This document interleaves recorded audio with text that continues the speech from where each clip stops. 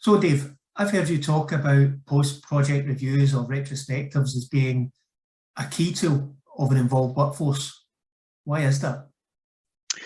Yeah, Stuart, it's a subject that's very close to my heart. So project perspectives are, certainly I think, one of the most overlooked employee involvement tools.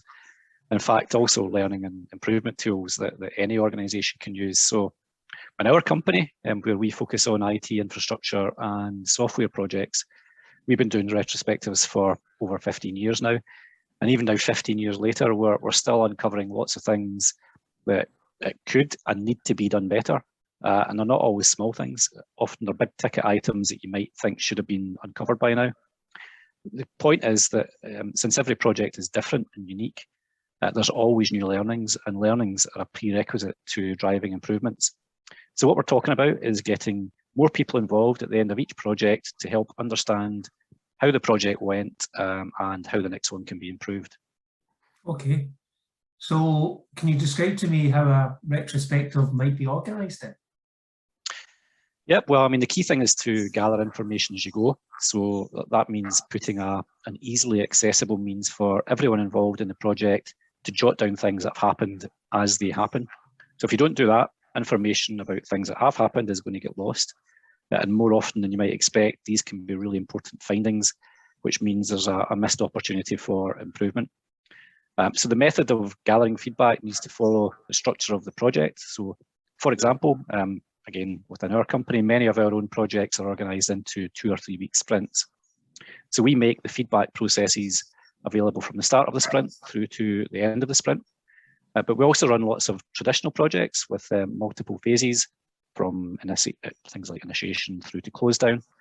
So the feedback processes in those projects align to those specific phases. Ultimately, the key is to give the whole team a place to respond and record what has worked well, what hasn't worked well from the minute the sprint starts or the phase starts through to the minute it ends. Okay, and what information would you recommend capturing? Yep, well, experience has taught us to keep it really simple. So just looking at the information we're just pulling up on the screen just now. So we'll look to see what has gone well during the phase or the iteration. And that helps people involved focus on sharing the positive aspects so that they can be used elsewhere. Obviously, we want to find out what didn't go well. And that's going to help us understand what actions we need to take to resolve those and make those things better for the next time. And then also just other information. So other things that have happened are not necessarily things that did or didn't go well. And that's just an opportunity to gather factual or subjective feedback that actually can help improve future processes as well. So that's the basic foundation. And from there, a well-organised review process is needed to go through all of the information that's been collected. Excuse me. And this is where the team gets together to discuss their input, to debate it and come to a consensus about the good and bad things that have happened and how they have affected the project. So these are what we call the project findings, and we would normally expect to find quite a few findings from each project or phase of a project. And this is where some practicalities need to be considered. So if you've got a large project team, it's not always going to be possible to get all of them into a room to discuss it. So we'd normally recommend maybe a maximum of 10 to 15 people to discuss that feedback from everyone and to get to that consensus.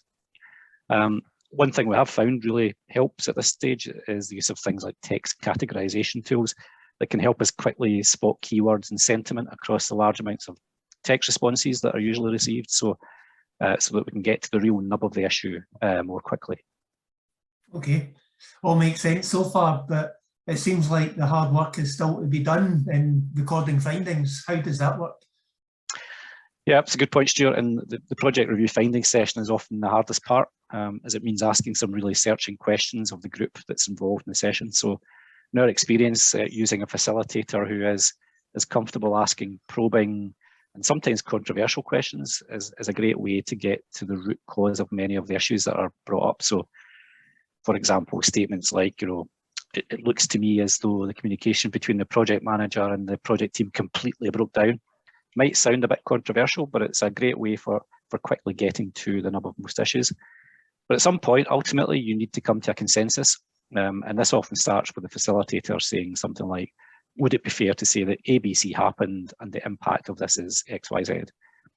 And that's what we're trying to get to here. We're trying to get to what happened that caused the issue or the opportunity, and what impact did it have? And as I've said before, you should expect to uncover quite a few findings from each question. So do be prepared to keep digging. Okay, and so we get lots of findings. What happens next? Yeah, so the key to all of this, obviously, is driving improvement through involvement. So the next step from any finding is to draft up a short plan of action for what the company might do about it. Again, you should look to be getting a group consensus for these plans also. We'd recommend keeping them short and to the point, or else you'll never get through the review session. You can always write it up in more detail later. We also find good practice to tag the plans so that you can keep tabs on how many corrective, preventative, remedial improvement actions have been taken.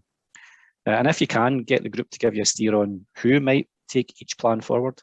So then you can start to parcel out actions to people once the session has finished. And of course, that's really the key here.